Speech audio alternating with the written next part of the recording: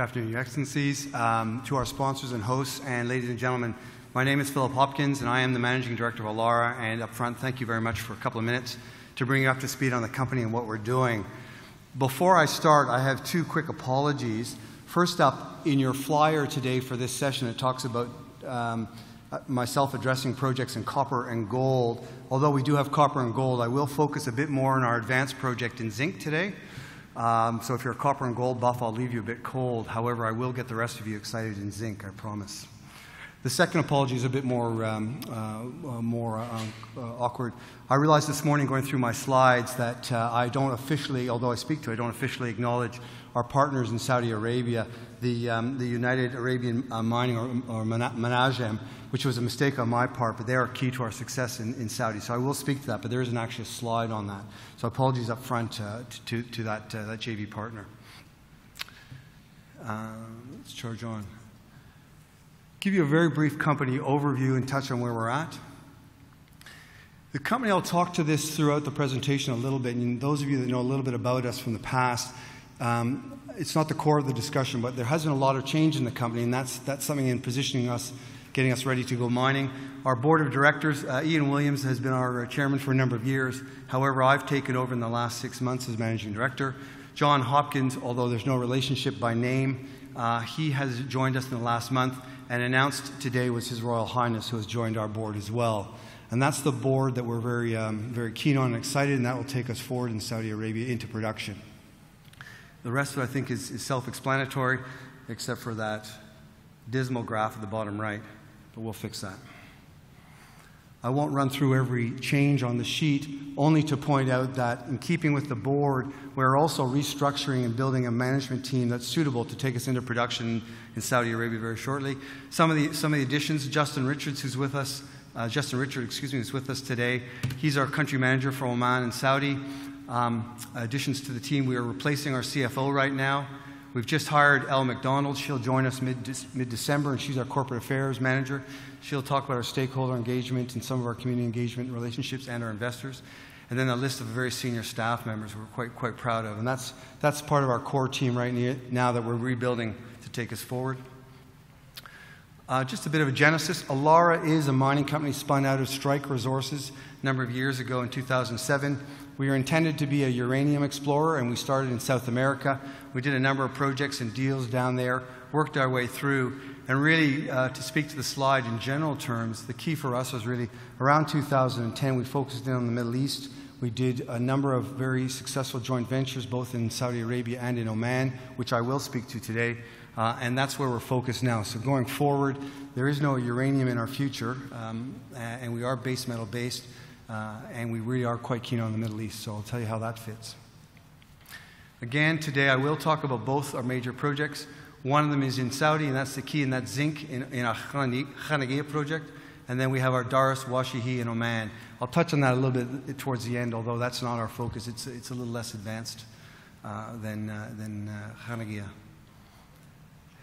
Some of our milestones, just so you know where we're coming from.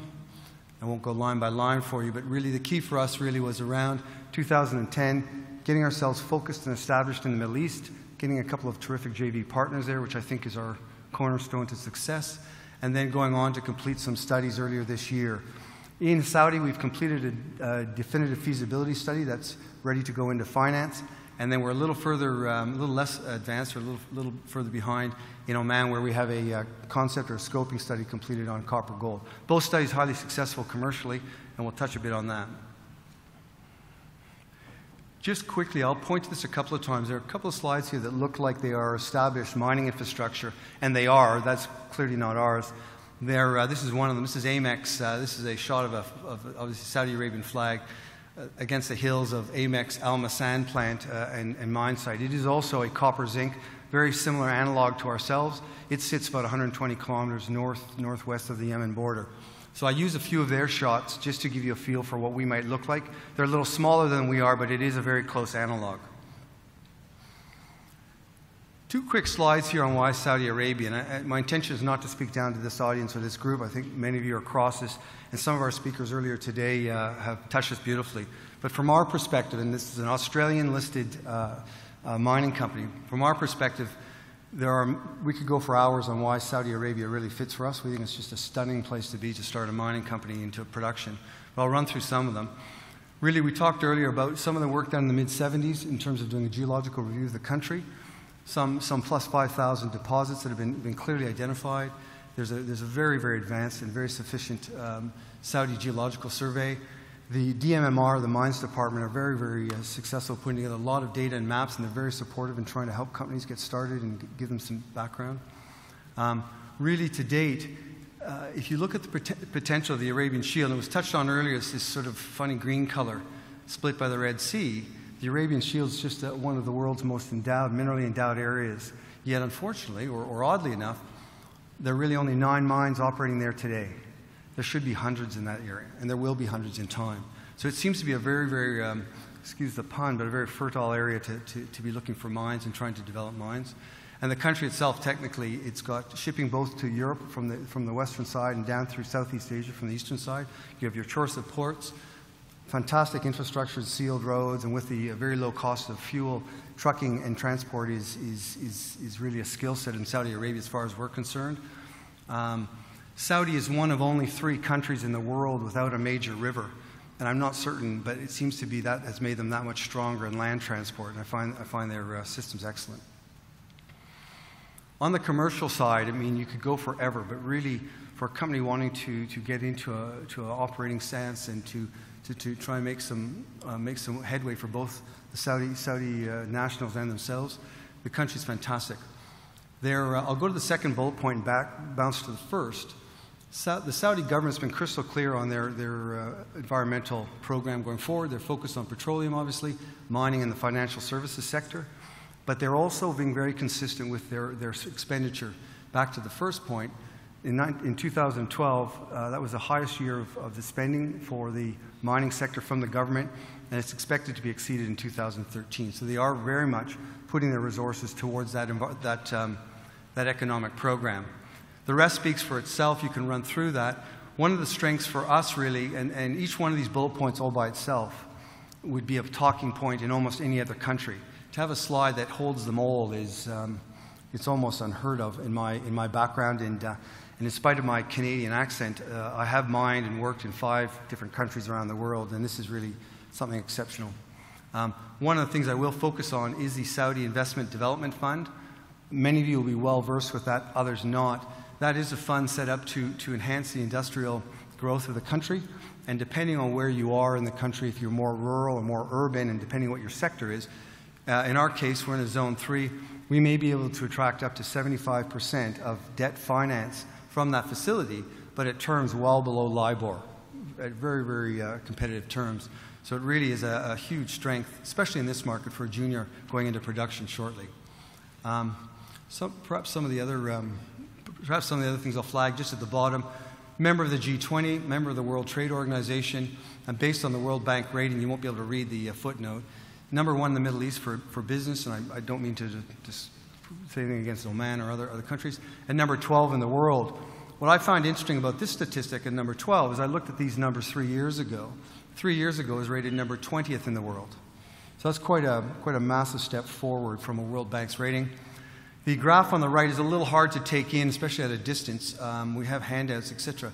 This is really the Belgian export credit risk rating on the country. It's really on the export risk and then the direct investment risk. And you can see these risk ratings, whether they're the war rating over here or whether it's on the commercial side.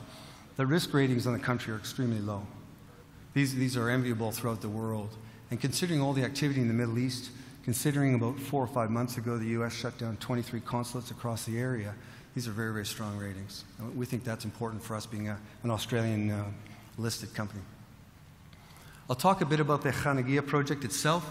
This really will take up most of my discussion. It is a zinc project. We are finished our feasibility study, and you'll see the numbers on that. A very solid project. And we're in the process now of doing the final arrangements to go through finance, and we hope by middle of the year to start construction.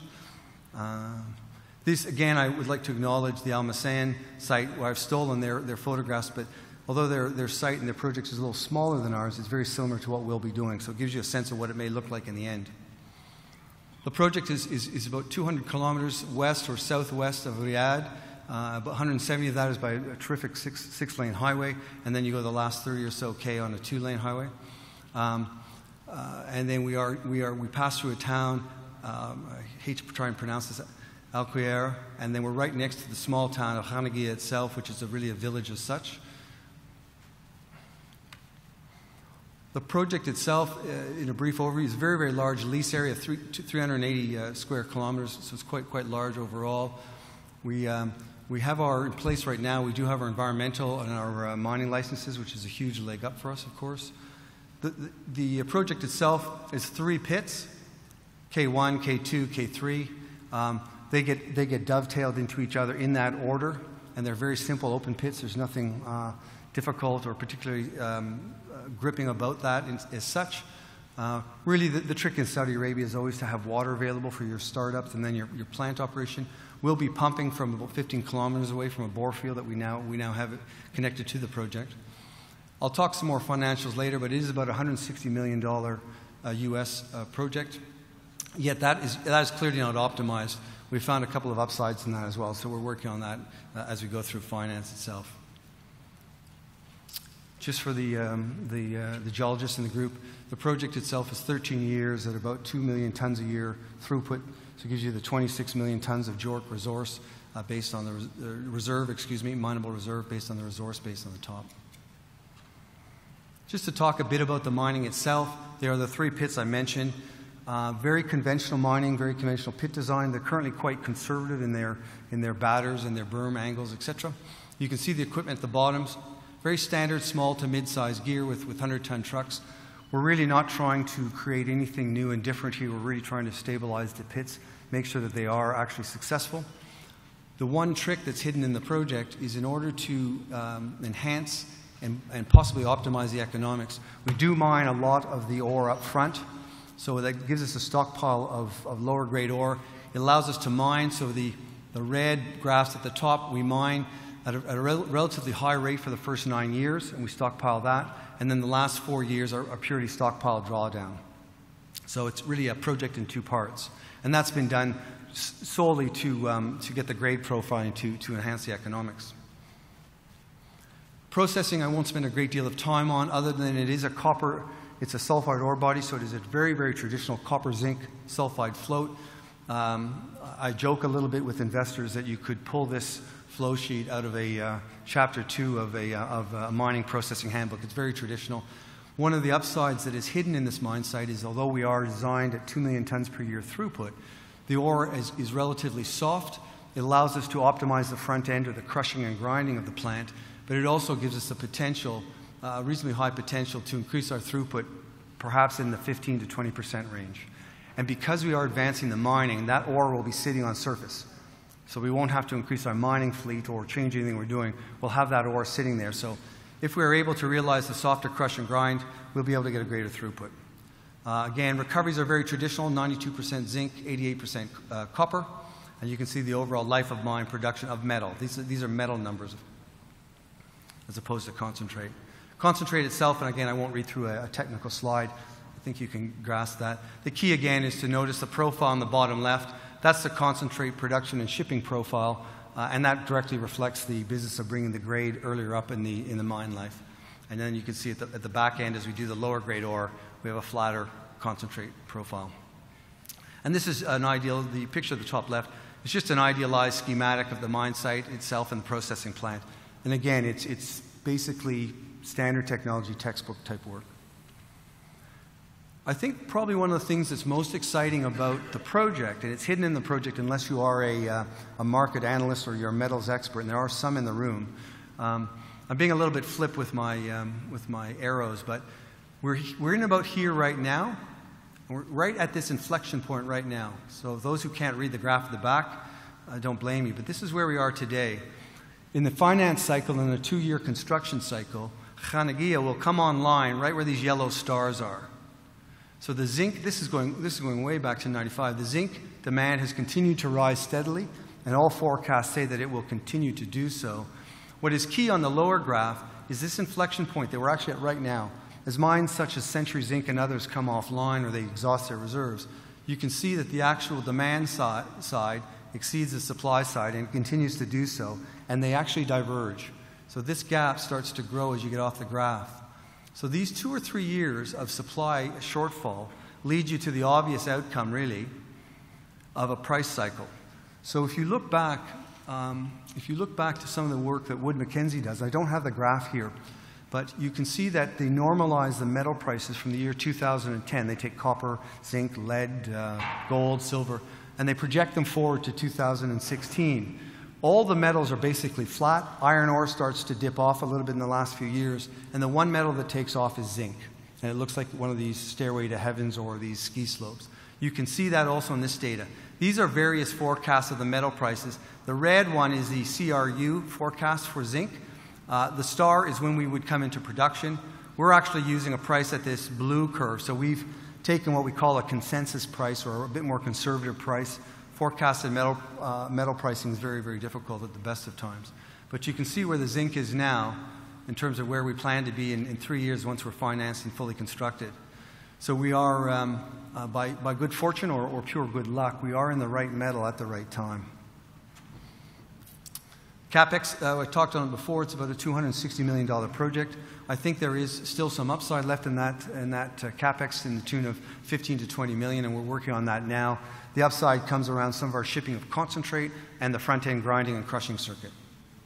But the numbers right now are fairly reasonably conservative as such. And again, 2 more shots from the Alma Sand plant to give you a sense of their crushing plant in the hillside. And they have an underground operation and their plant facility nestled in the mountains. These are just for completeness, and we can get you a copy of this. The project financials are fairly robust.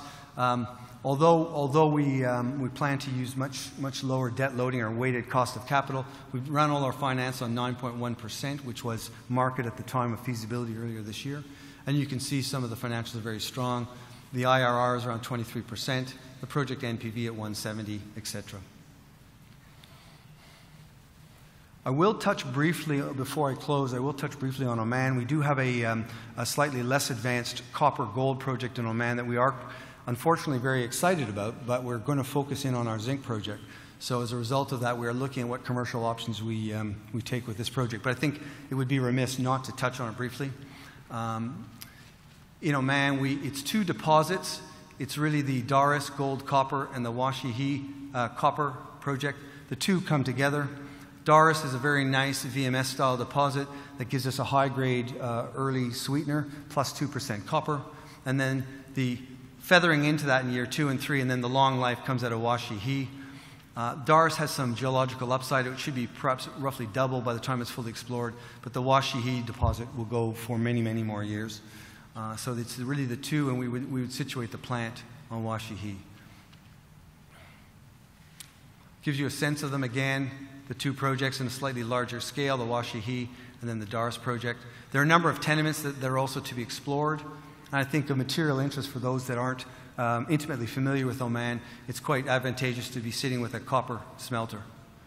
So a copper smelter here, and you've got your 2 major ports. So it's very, very nicely situated with the infrastructure.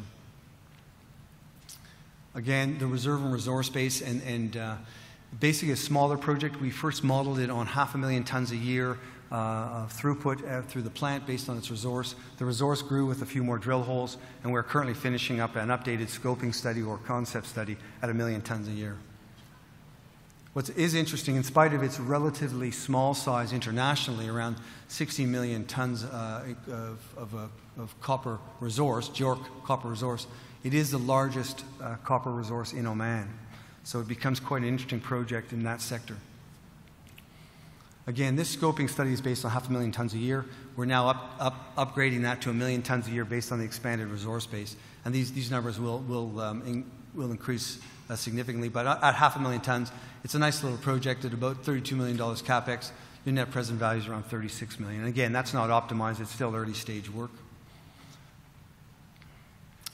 I think what's important is not as much as where you are and what your aspirations are, but what the market should look forward to in the coming year or so. Moving forward, the first 2 we have really achieved as of today. We have appointed an Oman country manager, and he also oversees Saudi Arabia, so he's got line of sight throughout the region. We, just as of today, have appointed our influential Saudi representative to the board in His Royal Highness, and we think that's a material uplift for the company. Moving forward, in the year to come, we will complete the board and the management team restructure. I think the board is pretty much there. We may add a last board member in about 6 months. We will complete the updated scoping study on Daris and Washihi, and we'll finish determining what the economic outcome for that asset is, whether we retain some of it or divest all of it. We've got a number of suitors now taking a look. We will finalize our way forward on the Khanagia project, and our intention is to move straight into finance, and then by mid-year, in July, August, we want to be starting our construction cycle. I did mention that the construction cycle was a 2-year cycle, and that is how the definitive feasibility study is written. There looks to be opportunity to shorten that to about 18 months, and that's obviously yet to be defined. And then really, as we get further advanced in our finance, we really need to select our project director and owners team, which is critical. I think as just about everybody in the room will be well aware, your deposit and your personnel are the two key assets that make these projects work. And then really we want to finalize our EPC contract, that's engineering, procurement, and construction. We plan to run that process for the construction and then get ourselves started.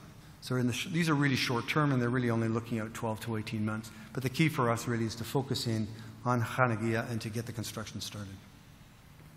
Just in summary, in my last slide, I won't read through it for you, but we've got a very robust project in what we think is perhaps the best region of the world to be mining in, or the best country at that matter.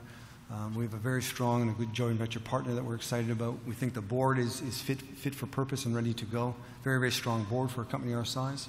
And the company is currently in good financial shape. So with any luck, we'll be able to come back here in a year or so's time and tell you how the construction's going. Thank you very much.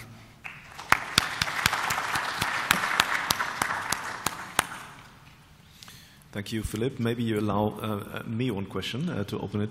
Maybe you could quickly comment on the challenges that you see as a foreign company to mine in Saudi Arabia. Look, I'd love to. The question being the challenges. I think there are two sides to this. One is and I don't wish to state the obvious, one of them is, and I mentioned earlier in my discussion, I've done work in South Africa and Brazil and Papua New Guinea and Canada, of course, and out through Australia. Any of these countries, I think where a lot of companies get it wrong, and that's the challenge, is to find that blend of cultures and that blend of approaches to the mining. I don't think you can waltz into any country and expect to do it the way you did it somewhere else or the way it was done at your home base. I think that's a fundamental error and flaw. And the key there isn't so much understanding that. I think our company understands that. The key is getting the right people, getting the right project director and the right owners team in place so that when they come in and they work with our JV partners in Saudi Arabia, they physically are open to that, they're listening, and they are working with them. So that challenge, it sounds easy at a microphone and a podium. I assure you, I've done this many times around the world, and I've seen, at the risk of being a bit negative, I've seen more people get it wrong than right. So that's the key challenge, is finding that, cliches aside, that fit for purpose. I think technically, so that would be the cliche softer side if you want. I think technically your challenge really in Saudi Arabia is and really speaking down to most of you, you're going to do a construction job and run a mine site where it runs up to 50, 55 and higher degrees Celsius during the day, and you're going to run in an environment that is very precious for water, and you've got to use your water carefully if you can get it to site, and you must make sure that you've got that clarity in your site. So technically maybe the water, and maybe on the soft skills it's about getting that fit for purpose between the cultures. Thank you.